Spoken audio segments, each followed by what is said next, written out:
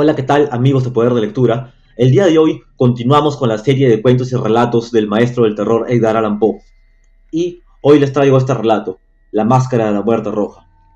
Bueno, este relato nos cuenta la historia que en algún lugar, en algún país lejano, no dice el nombre, ni tampoco dice en qué época, vivía un príncipe llamado Próspero. Y justamente en ese tiempo una, una peste, una pandemia azotaba la ciudad, azotaba todo el país. No se dice de qué enfermedad se trataba, pero nos cuenta que había una fuerte pandemia que azotaba todo el país y dejaba grandes cantidades de muertos. Y nos cuenta cómo eran los síntomas de esta rara enfermedad de esta manera. El relato comienza así. La muerte roja había devastado el país durante largo tiempo. Jamás una peste había sido tan fatal y tan espantosa. La sangre era su encarnación, y su sello era el rojo y el horror de la sangre. Comenzaba con agudos dolores, un vértigo repentino, y luego los poros sangraban y sobrevenía la muerte. Todo esto en menos de un minuto. Las manchas escarlata en el cuerpo y la cara de la víctima eran el bando de la peste, que la aislaba de toda ayuda y de toda simpatía. Bueno, nos cuenta que en esa época, como le dije, esta pandemia, esta peste azotaba todo el país y la gente solía botar de sus casas a los enfermos y andaban deambulando por ahí. Pero todo esto no le importaba al príncipe Próspero, quien era muy astuto y muy sagaz. Entonces, este príncipe, cuando se dio cuenta que sus dominios estaban quedando semidespoblados a causa de esta peste, decidió, decidió llamar a 1000 robustos y desaprensivos amigos entre los caballeros y damas de su corte. O sea, él llamó a 1000 personas que eran sus amigos cercanos, gente de su confianza, y decidió recluirlos en un encierro en uno de sus castillos fortificados. O sea, a este príncipe no le importaba lo que pasa con la gente de afuera del pueblo, no le interesaba la pandemia que está matando, arrasando con toda la humanidad. No le importaba eso. Él solamente llamó a un grupo seleccionado de su gente de confianza y decidió darles protección dentro de una de sus fortificaciones. ¿No? Era un castillo muy seguro, con un portal de hierro donde nadie podía entrar. Era esta de amplia y magnífica construcción y había sido creada por el excéntrico aunque majestuoso gusto del príncipe. Una sólida y altísima muralla la circundaba. Las puertas de la muralla eran de hierro. Una vez adentro, los cortesanos trajeron fraguas y pesados martillos y soldaron los cerrojos. El príncipe había resuelto que nadie, una vez que entren, nadie pueda salir y nadie puede entrar. O sea, la gente de afuera, la gente que estaba con la peste, no podía entrar. Y los que estaban adentro, que eran gente de su confianza, no podían salir. Adentro tenían todo. O sea, el príncipe había calculado todo para que no le falte nada a sus amigos, ¿no? Había bufones, improvisadores, bailarines, músicos, había mujeres y vino. Todo esto y la seguridad estaban del lado de adentro. Afuera estaba la puerta roja. Y resulta que al cumplirse el quinto o sexto mes de reclusión, el príncipe organizó una gran fiesta. Una fiesta que era en realidad un baile de máscaras, una mascarada, como se le llamaba en aquel tiempo. Para divertirse y para olvidarse de lo que pasaba afuera, de todos los problemas, el príncipe Próspero había organizado un baile de máscaras, de lo más excéntrico. Aquella mascarada era un cuadro voluptuoso, pero permitirme que antes les describa los salones donde se celebraba. O sea, el palacio era grande, suntuoso, un palacio muy lujoso, pero tenía 7 salones. En ese espacio era donde se iba a desarrollar el baile. Ya se estaba desarrollando, nos cuenta el autor, pero cada salón tenía un color diferente y muy significativo. Ahora lo narra de esta manera. Las ventanas tenían vitrales cuya coloración variaba con el tono dominante de la decoración del aposento. Si por ejemplo la cámara de la extremidad oriental tenía tapicerías azules, vívidamente azules eran sus ventanas. La segunda era color púrpura y las ventanas también eran púrpuras. La tercera era enteramente verde y lo mismo los cristales. La cuarta había sido decorada e iluminada con tono naranja, la quinta con blanco, la sexta con violeta, la séptima habitación aparecía cubierta de colgaduras de terciopelo negro que abarcaban el techo y las paredes, cayendo en pesados pliegues sobre una alfombra del mismo material y tonalidad. Pero en esta cámara había una gran diferencia. Les dije que las anteriores, el color de la cámara, o sea, de la habitación, coincidía con el color de la ventana, pero aquí no. En la última, el aposento era negro, pero el color de las ventanas no correspondía a la decoración. Los cristales eran escarlata, tenían un profundo color de sangre, rojo. Entonces nos cuenta que en este baile de máscaras la gente estaba muy feliz, divirtiéndose, bailando con la música de la orquesta, pero casi nadie se atrevía a entrar a la séptima habitación, al séptimo aposento. ¿Por qué? Porque tenía un reflejo en la ventana completamente rojo, como el color de la sangre, el color de la muerte roja. En este aposento, en el de la luz roja, contra la pared del poniente se apoyaba un gigantesco reloj de ébano.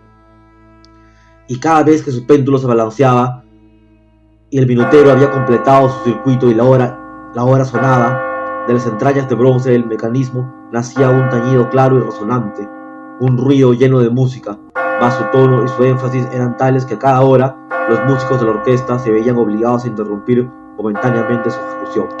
O sea, este reloj de ébano grande que estaba en la habitación, en la séptima habitación, en la última, cada vez que sonaba que se cumplía una hora, sonaba, por ejemplo, una hora, una campanada, a las 5 daba 5, a las 6 daba 6 campanadas, a las 8 daba 8 campanadas, pero era tal un sonido tan tétrico que cada vez que se cumplía una hora la orquesta sentía un pavor, la gente paraba de bailar y la música cesaba por un instante, porque no se sabe por qué sentían ese miedo cada vez que sonaba una hora.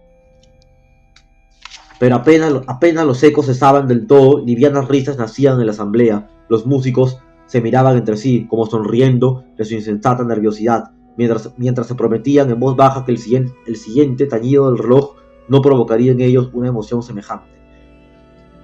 Mas al cabo de 60 minutos, otra vez sonaba el reloj, y otra vez la música paraba, la orquesta dejaba de tocar, y la gente, los asistentes, los bailarines se miraban asustados.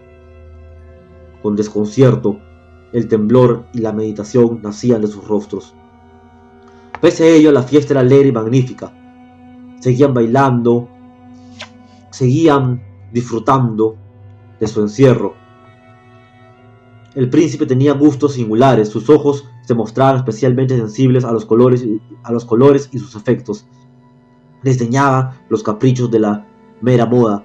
Sus planes eran audaces y ardientes, sus concepciones brillaban con bárbaro esplendor. Algunos podrían haber creído que estaba loco. Sus cortesanos sentían que no era así.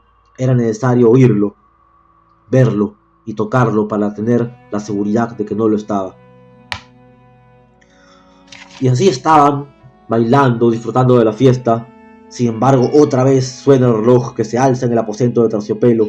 Por un momento todo queda inmóvil, todo es silencio, salvo la voz del reloj. Los sueños están helados, rígidos en sus posturas, pero los ecos del tañido se pierden, apenas han durado un instante, y una risa ligera, a media sofocada, flota tras ellos en su fuga. O sea, otra vez seguía el reloj dando la hora, una hora más, y siempre, por más que decían que no se iban a asustar, otra vez la orquesta paraba, la música dejaba de sonar, y los asistentes se miraban con un rostro despavorido. Y así estaban,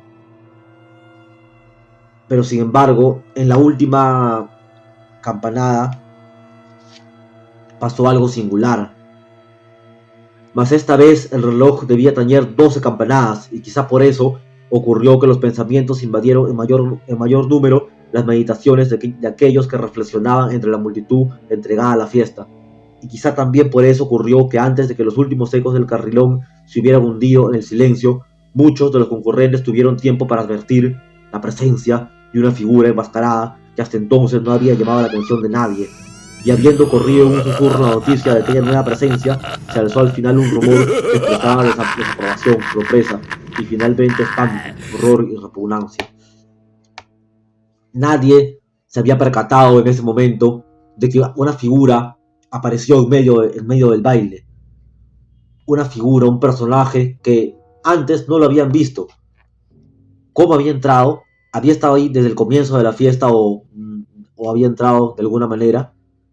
Recordemos que las fortificaciones y las puertas eran de hierro, era imposible que alguien salga o que alguien entre. Pero esta figura alta y tenía una mortaja, que es una especie de túnica o sábana con la cual se cubren los cadáveres.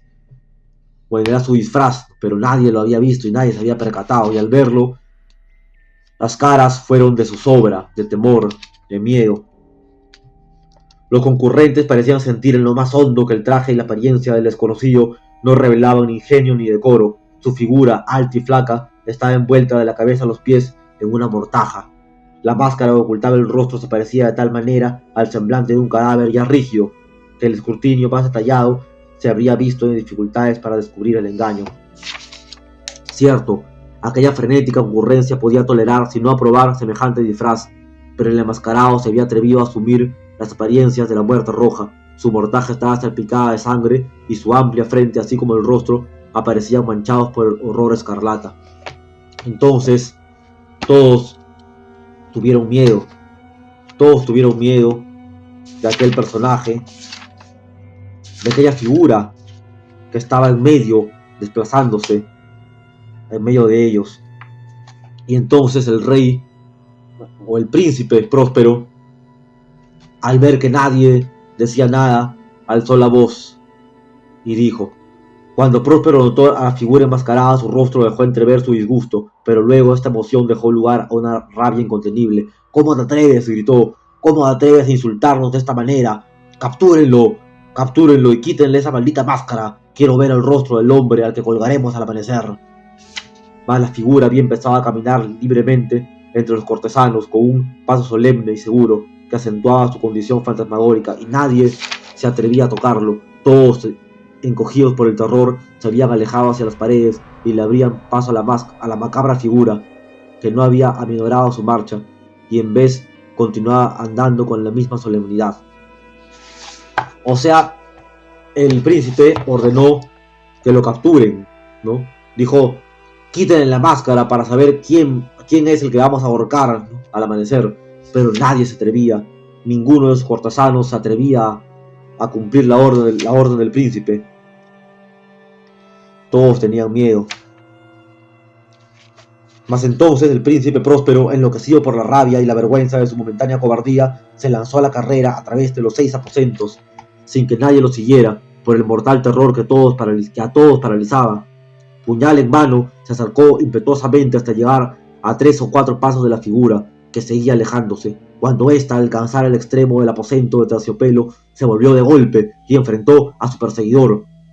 Se oyó un agudo grito, mientras el puñal caía resplandeciente sobre la negra alfombra y el príncipe Próspero se desplomaba muerto. Esta figura, este ser fantasmagórico, había matado al príncipe. Entonces, en ese momento, reuniendo el coraje y la desesperación, varios de los cortesanos se lanzaron al aposento negro, pero al apoderarse del desconocido, cuya alta figura permanecía erecta e inmóvil a la sombra del reloj de ébano, retrocedieron con inexpresable horror al descubrir que el sudario y la máscara cadavérica que con tanta rudeza habían aferrado no contenían ninguna forma tangible, no había nada. O sea, a la hora que lo querían agarrar, no había nada, solo había aire.